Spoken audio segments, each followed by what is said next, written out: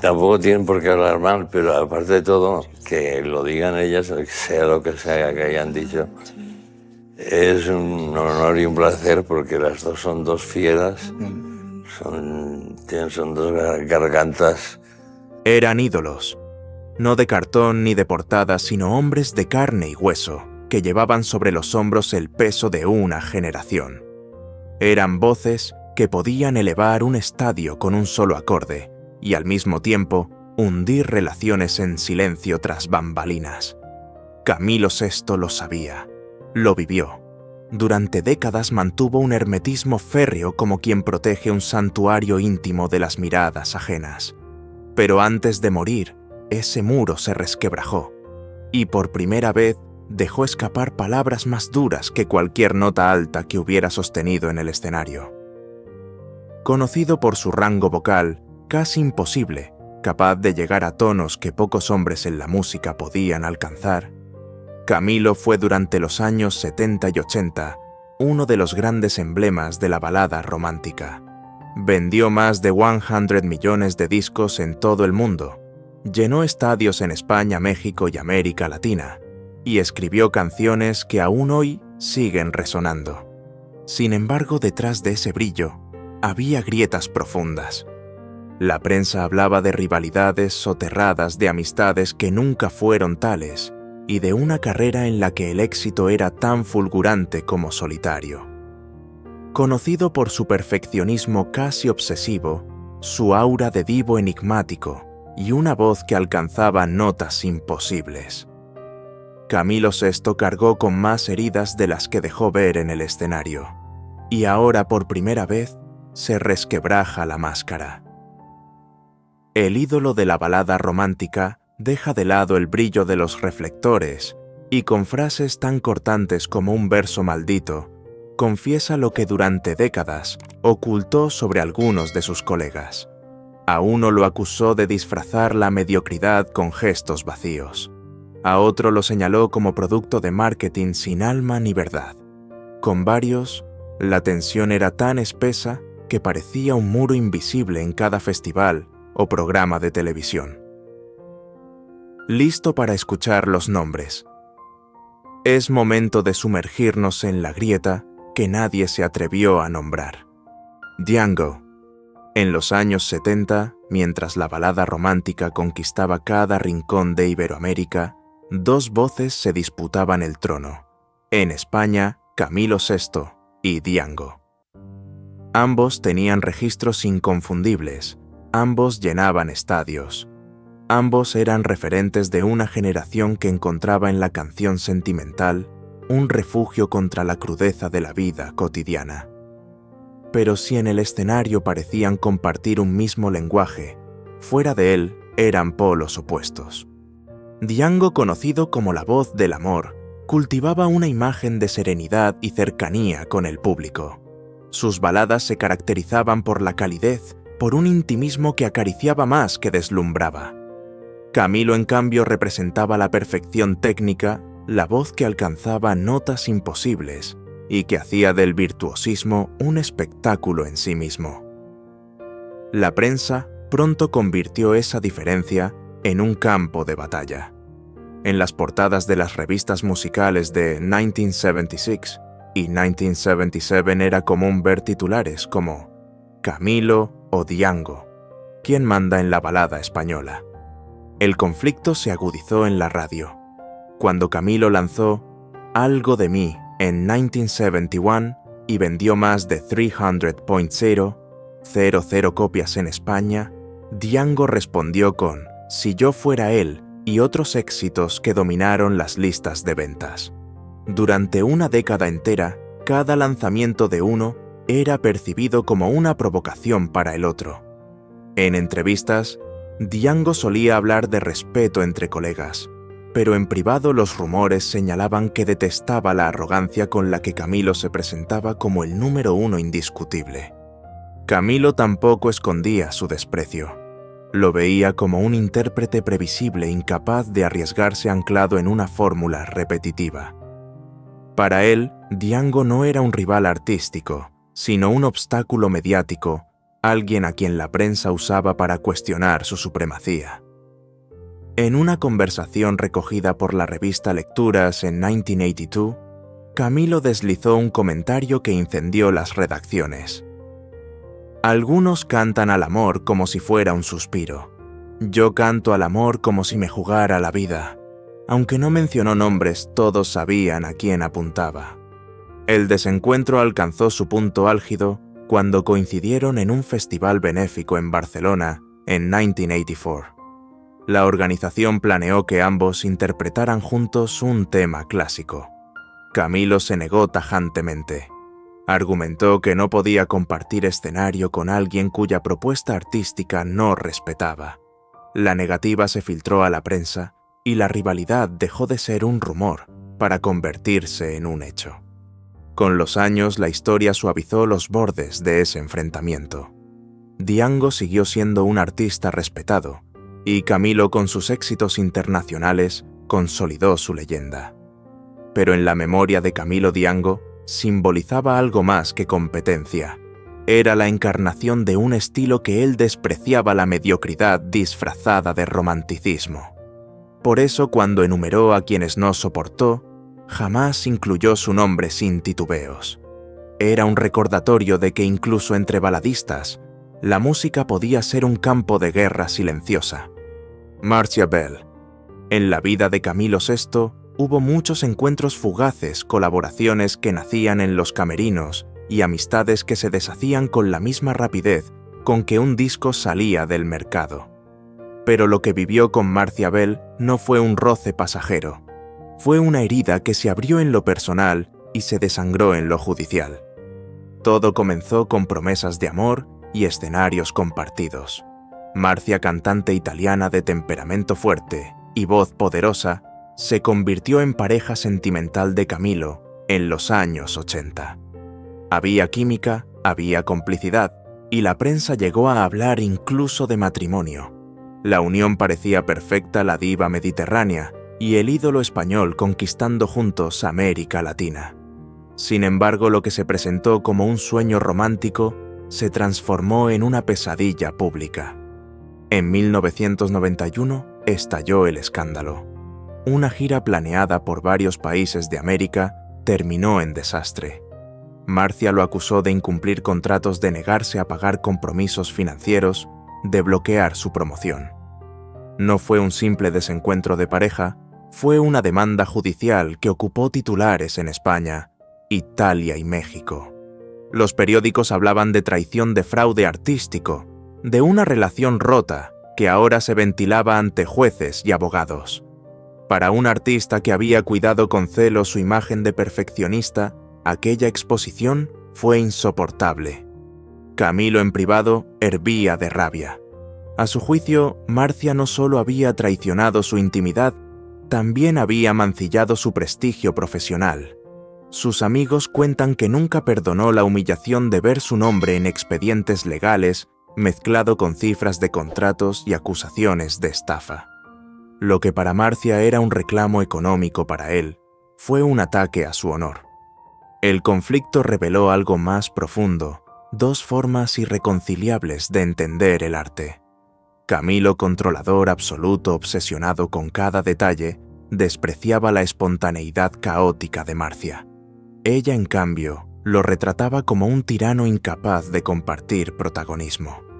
En una entrevista llegó a decir: «Camilo quiere decidir hasta cómo respiro en el escenario». La frase se convirtió en un eco incómodo en los medios, amplificando la tensión. Con el paso de los años, el litigio quedó en el archivo de los tribunales, pero en la memoria de Camilo permaneció como una cicatriz imposible de borrar. Cada vez que alguien mencionaba el nombre de Marcia Bell, su mirada se endurecía. No hacía falta una palabra, el silencio cargado de rencor lo decía todo. Para él, ella no fue solo una pareja fallida, ni una colega traicionera. Fue la encarnación de su peor pesadilla, la intimidad convertida en espectáculo, el amor transformado en pleito. Y en la lista de los nombres que nunca pudo soportar, Marcia Bell ocupó un lugar imborrable, no como rival musical, sino como recordatorio de que la traición más dolorosa no llega del enemigo declarado, sino de quien alguna vez fue invitado a compartir tu mesa y tu vida. José José. A finales de los años 70, dos voces que definían a toda una generación se cruzaron en un mismo destino. Camilo VI, ya consagrado en España, desembarcaba en América Latina con la fuerza de un huracán lírico. José José, el príncipe de la canción, dominaba las emisoras de radio en México con baladas que desangraban el alma. Entre ambos hubo al inicio respeto y admiración, pero en 1979 todo cambió con una canción que parecía inofensiva y terminó siendo una herida abierta. Camilo escribió: «Si me dejas ahora pensando en José José». Era un regalo, un gesto de camaradería, una llave para que el mexicano conquistara al público español. Sin embargo, antes de que José José pudiera lanzarla, Camilo decidió grabarla él mismo. El tema escaló las listas de ventas en España y América, mientras el príncipe quedaba atrapado en la sombra de un éxito que parecía haberle sido arrebatado. Las ventas de Camilo superaron el 1.000.000 de copias y la canción se convirtió en himno. Para José José, en cambio, fue un golpe bajo disfrazado de colaboración. Los rumores de enemistad comenzaron a circular en los pasillos de Televisa y en las páginas de revistas musicales. Se decía que José José había prometido no volver a confiar en Camilo, que entre ellos, las sonrisas en público eran solo un barniz. El propio José José, en entrevistas posteriores, no ocultó el resquemor. «Lo admiro como compositor, pero nada más». Detrás de esa frase había un océano de decepción. Camilo, por su parte, nunca respondió con ataques directos. Prefería el silencio, un silencio cargado de desprecio, como quien decide no perder tiempo en justificar sus acciones. Para él, la música era un campo de batalla donde ganaba el más astuto, no necesariamente el más puro. Y en ese terreno José José representaba una fragilidad que Camilo nunca perdonó. El conflicto no fue una pelea de egos sin sustancia, fue un choque de filosofías. Camilo creía en la autarquía creativa, en controlar hasta el último compás de su obra. José José, en cambio, dependía de compositores ajenos de letras que llegaban como regalos. Camilo lo veía como un intérprete brillante pero incompleto, alguien que sin la pluma de otros no podía sostener su pedestal. Esa visión tan dura como lapidaria selló la distancia entre ambos. Años más tarde, cuando las adicciones y la salud quebraron a José José, la prensa recordó aquella traición inicial como el primer desencuentro que marcó el ocaso de una amistad nunca consolidada. Y aunque jamás se enfrentaron en público cada vez que Camilo interpretaba. «Si me dejas ahora» era como si clavara de nuevo el mismo puñal en la memoria de un colega que lo había admirado. Para Camilo, aquel episodio no fue un simple malentendido. Fue la confirmación de que incluso entre los más grandes, la lealtad podía ser un espejismo. Y por eso en su lista de nombres imposibles de soportar, José José ocupa un lugar inevitable como símbolo de una relación rota desde la primera nota. Rafael. Si hubo un nombre que persiguió a Camilo VI como una sombra constante, ese fue Rafael. Desde finales de los años 60, Rafael ya era considerado el gran estandarte de la canción española, un artista que llenaba teatros en Madrid y América Latina, con un histrionismo teatral y una voz inconfundible. Cuando Camilo irrumpió con fuerza en los 70, la prensa no tardó en alimentar la idea de un duelo inevitable. No se trataba solo de estilos distintos, eran dos concepciones antagónicas del arte. Rafael era pura teatralidad. Cada movimiento, cada gesto exagerado, cada interpretación parecía concebida para el aplauso inmediato. Camilo, en cambio, apostaba por la precisión técnica, por un rango vocal de 4 octavas, que no necesitaba aspavientos para impresionar. En 1975, cuando ambos competían en ventas y en presencia mediática, Los titulares hablaban de una guerra de divos. La prensa española vendía la confrontación como un espectáculo paralelo a las listas de éxitos. ¿Quién era el verdadero heredero de la balada romántica? El roce se volvió evidente en programas de televisión como Estudio Abierto, donde coincidieron y el ambiente era más tenso que cordial. Camilo, siempre sereno, evitaba confrontaciones directas, pero su mirada fría bastaba para evidenciar el desdén. Se decía que tras bambalinas había comentarios punzantes, que Rafael lo consideraba un cantante sin carisma escénico y que Camilo replicaba en privado que Rafael era todo gestos y poco arte. Las giras internacionales intensificaron la competencia. Mientras Camilo llenaba el Madison Square Garden en 1979 ante más de 20.000 personas, Rafael respondía con temporadas completas en teatros de Buenos Aires y Ciudad de México. La industria musical disfrutaba de la pugna porque cada nuevo disco se convertía en un capítulo más de esa rivalidad. Pero para Camilo, aquello no era un simple juego publicitario, lo vivía como una invasión a su terreno artístico, un cuestionamiento constante de su autenticidad.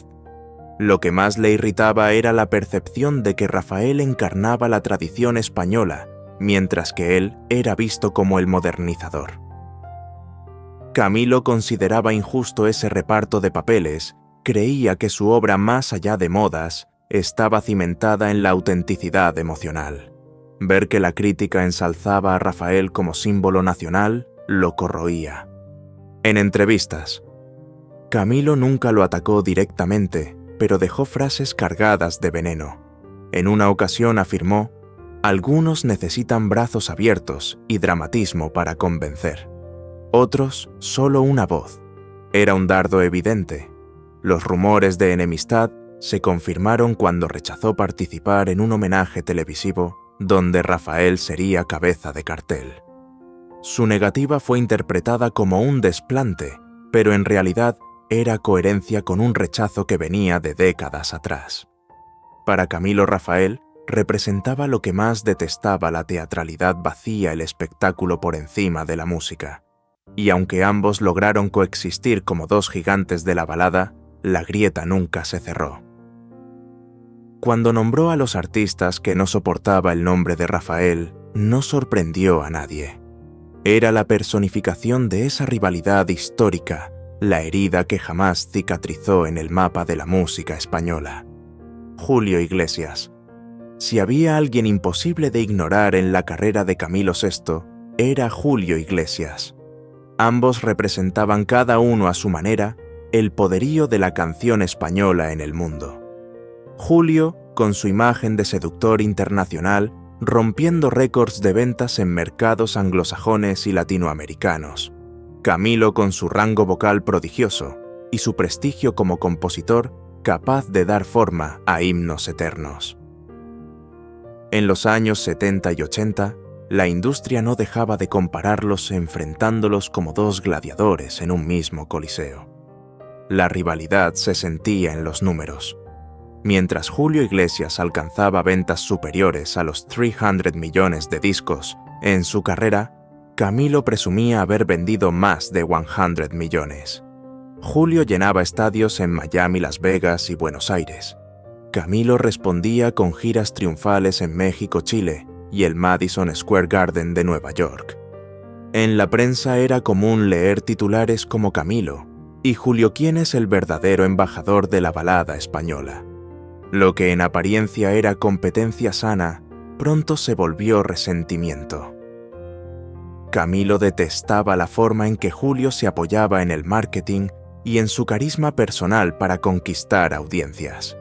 Lo veía como un producto perfectamente empaquetado: el traje impecable, la sonrisa ensayada, el repertorio calculado para seducir. En una ocasión, según relató un periodista de El País en 1985, Camilo habría dicho en privado: «Algunos venden discos con su voz, otros con sus dientes». Una frase punzante que dejaba claro dónde colocaba a Julio. Julio, por su parte, tampoco ocultaba cierta condescendencia. En entrevistas internacionales, Lo mencionaba como un gran cantante, pero muy intenso, demasiado dramático para mi gusto. Era una manera sutil de rebajar la grandeza de Camilo, de insinuar que su estilo no era universal, sino local, limitado a un público más pasional que sofisticado. La tensión llegó a su punto álgido cuando ambos coincidieron en un evento benéfico en Miami en 1988.